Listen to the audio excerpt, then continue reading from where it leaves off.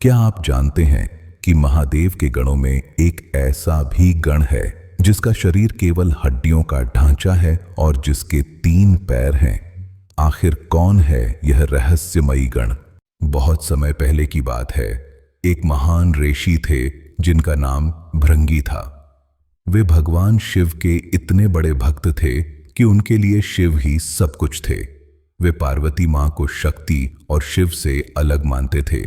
रोज भृंगी कैलाश पर्वत पर शिव और पार्वती के सामने परिक्रमा करने आते थे, लेकिन वे केवल शिव की परिक्रमा करते मां पार्वती को पूरी तरह से अनदेखा कर देते थे।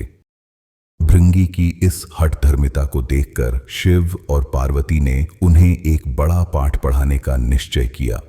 वे दोनों एकाकार हो गए और उन्होंने अर्धनारीश्वर का रूप धारण कर लिया।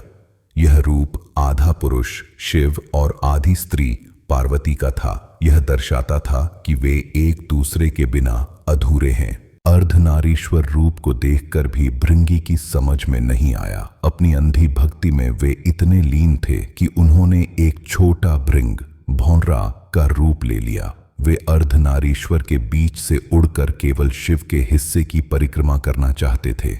तब मां पार्वती ने अपनी शक्ति भृंगी से खींच ली। शरीर, रक्त और मांस सब शक्ति के ही अंश हैं। शक्ति के बिना भृंगी केवल हड्डियों का ढांचा बनकर रह गए और खड़े नहीं हो पाए।